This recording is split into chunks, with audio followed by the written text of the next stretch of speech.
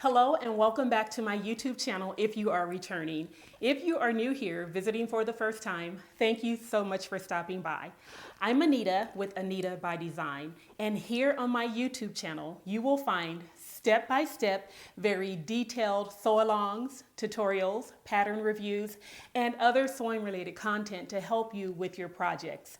Today I have a pattern review for you, and I'm really excited about this one because I have sewn this dress 4 times.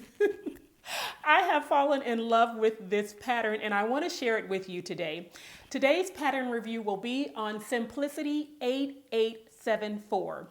It is a knit maxi dress and let me tell you, it is so comfortable. I am wearing one of them today and this is actually the one I will be sharing with you in the pattern review or in the sew along. I have created a sew along, so after you go through this pattern review, then look out for the sew along that's coming up next. Now, if you have taken my online sewing course, Learn to Sew, Mastering the Basics, then you are ready. You have been equipped with all of the skills you need to sew this dress. If you have not learned to sew yet and you're interested, then I encourage you to check out my online sewing course. There is a link in the description box below this video, and you can learn all about the course, what it offers, and if it's for you. And if you decide that you want to take the course, make sure that you get on the wait list. The course is closed right now. It's sold out, but I will be opening the course again before the end of the year. And the people who are on my email wait list will have the first opportunity to enroll when I open the doors. So go check that out. So today in this pattern review, I will be giving you all of the details that you need to prepare for the sew along. I'm going to talk to you about some of the fabric options. I'm going to talk to you about the additional supplies that I will be using in the sew along, and then other details about the pattern pieces and how to mix and match the pieces to get the look that you want.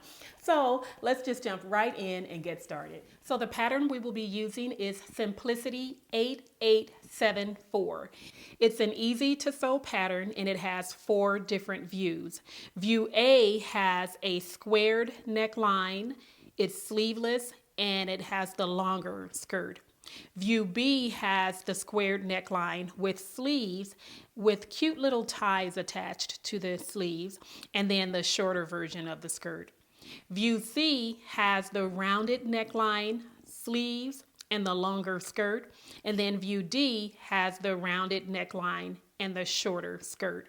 Now, when you look at the back of the pattern envelope, you will see the fabric suggestions, and this pattern is sized for stretch knits only. And their recommendations are activewear knits, double knit, jersey, spandex blends, and stretch velvet. And then here, they give you the pick a knit rule, and this is used to help you decide whether or not the fabric that you are using has enough stretch for this particular garment. I'm going to show you how to use this pick a knit rule so that you can determine if the fabric you are choosing to use has enough stretch for this particular pattern. But first, I want to show you the dresses that I made and the fabrics that I used. So the first one I sewed was this cute floral dress, and I used bodice A, which is the squared neckline, and I used the longer skirt. So it's really nice because you can mix the bodices with the different skirt lengths, and you can mix the sleeves too. So I did the square neckline, and this is an ITY knit. It's very flowy, it's very thin, and it's slinky. So when you are sewing with this fabric, the one thing that you need to be careful of when you're starting your stitch is to make sure that the fabric doesn't get sucked down into the feed dogs.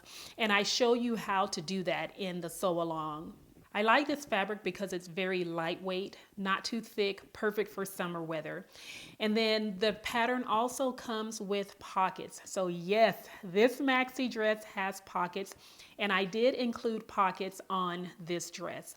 So for the second dress that I made, I used the bodice for view C with the rounded neckline, And again, I used the longer skirt.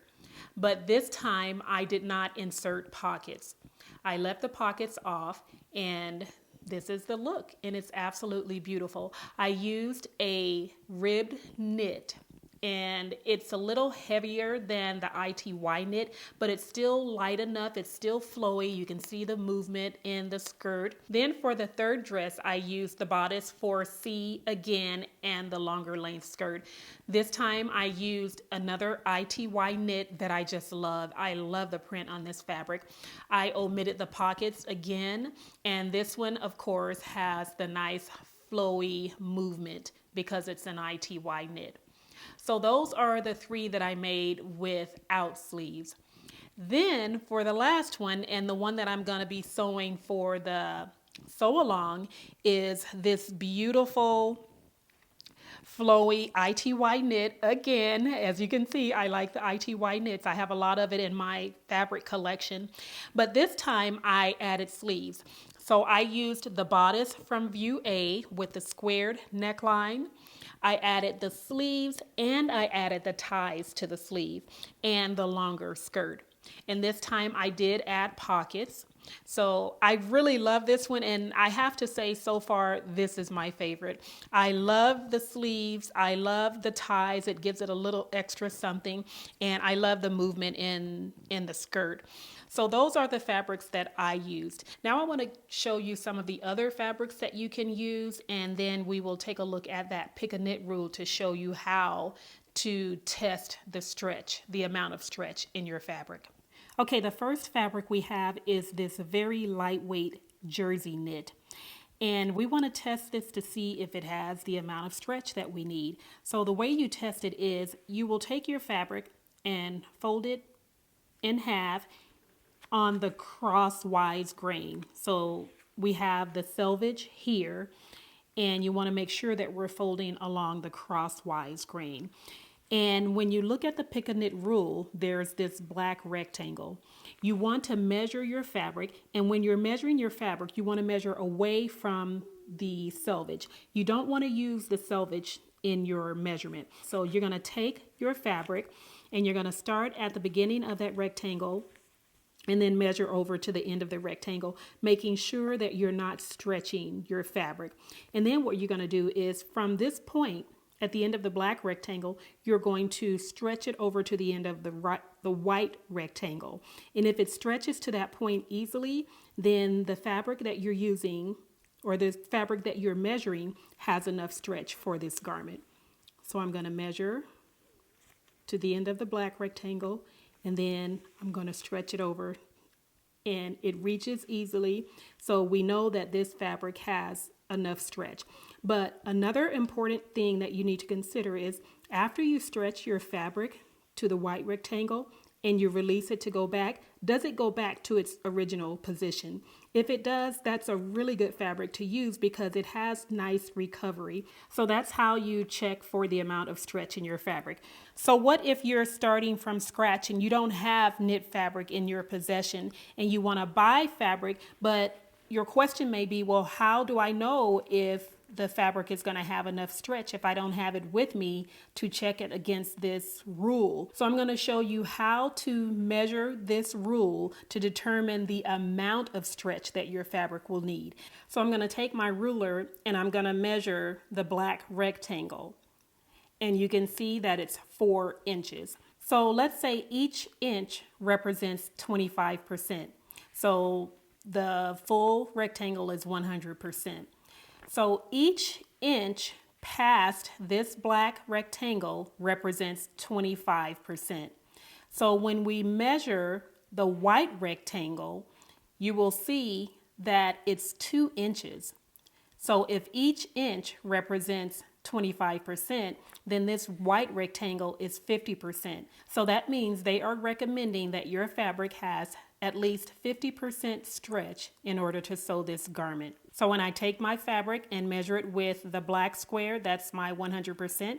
When I stretch it over to the end of the white rectangle, I'm stretching it and it gives me 2 extra inches. So that's the 50%. So when you're shopping for your fabric online, you will make sure that you search the description for the fabric that you're interested in to see the percentage of stretch that is in that particular fabric. This next fabric is a ribbed knit, and when I stretch this one, you can see that it recovers. When I stretch it, it goes right back to its original position. So let's check it against the pick a knit rule, measuring the 4 inches. Then I'm going to stretch it over to the end of the white rectangle, and it stretches and recovers just fine. So this fabric would be appropriate for our dress. And the next fabric that we're looking at is a brushed poly knit. And when I stretch this one, again, it has nice recovery. It comes right back to its original position. So let's check it against the pick a knit rule, and it stretches and recovers. So the brushed poly knit is a great option. And the next fabric we're going to test is a ponte knit.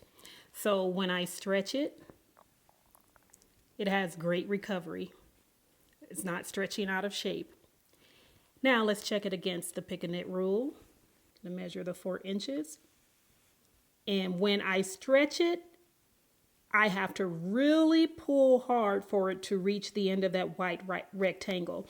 I release it and it comes back to its original position, but this does not stretch easily to the end of the white rectangle, so this would not be a good option for sewing this dress because it doesn't have enough stretch.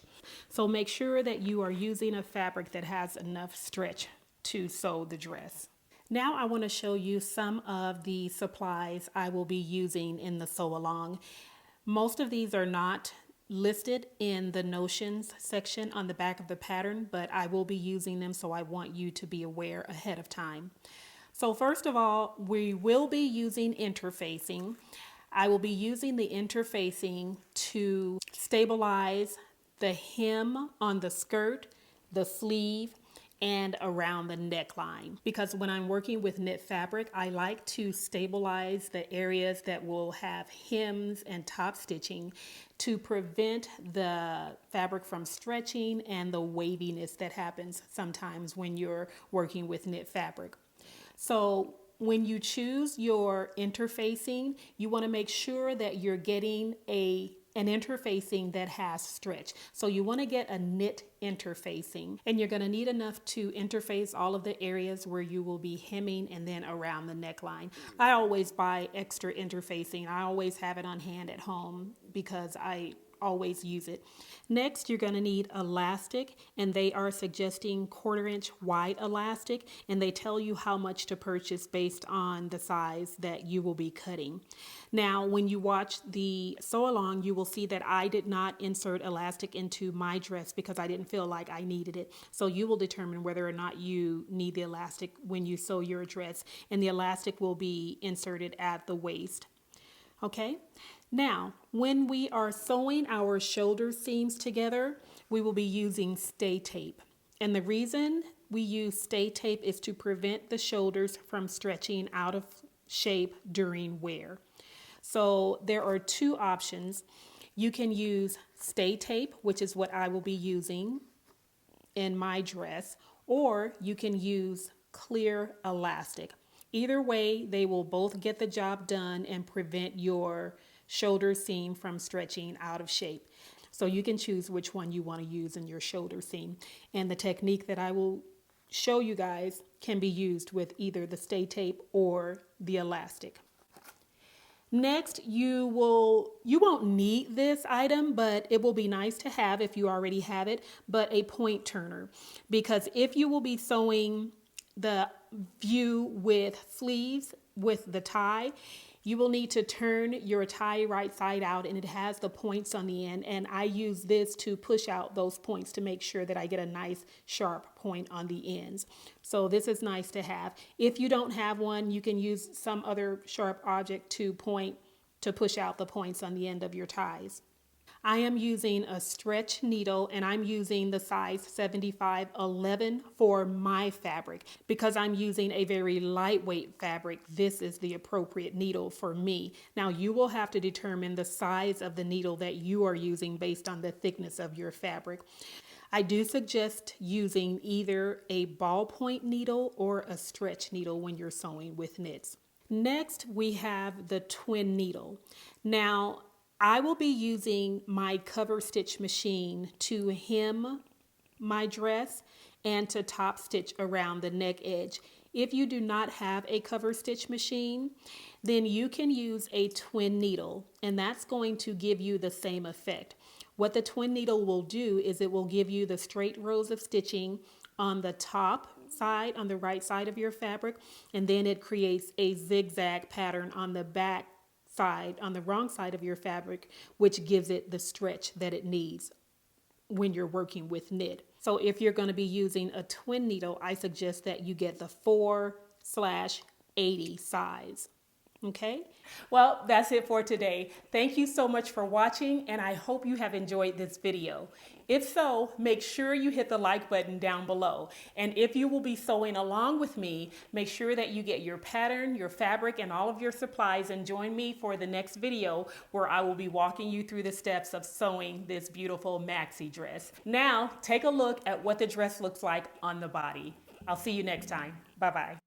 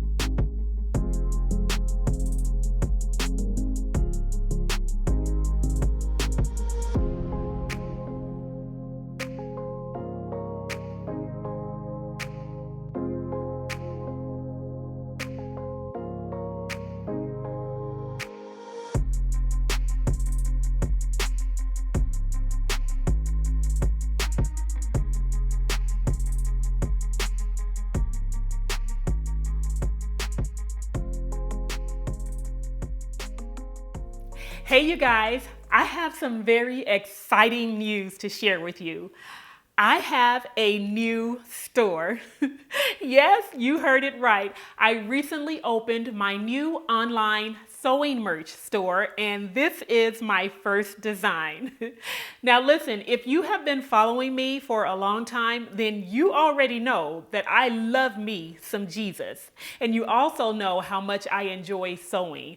I have combined the two onto a t-shirt with my saying, "Give me Jesus and a sewing machine." That is all I need, and it is Jesus and a sewing machine that has helped me through some very difficult times in my life. So over on my store, you will see a page called My Story, and I share there the story of how I actually came to be in this sewing community. It was through a very devastating time in my life, and it was Jesus and a sewing machine that helped me through that and landed me here in the sewing community. So I would love it if you would go over. I have left a link in the description box below this video so that you can go and check out the store. And if you love you some Jesus and a sewing machine too, then I invite you to have fun checking out the store, have fun shopping, and thank you for your support. But if you're not a Jesus girl, then stay tuned because I have my next design coming out real soon, and I think you're gonna like it. I think everybody's gonna like it, so stay tuned.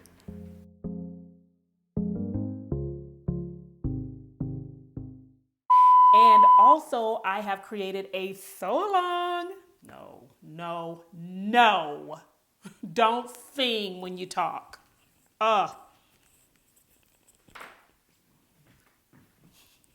Start over.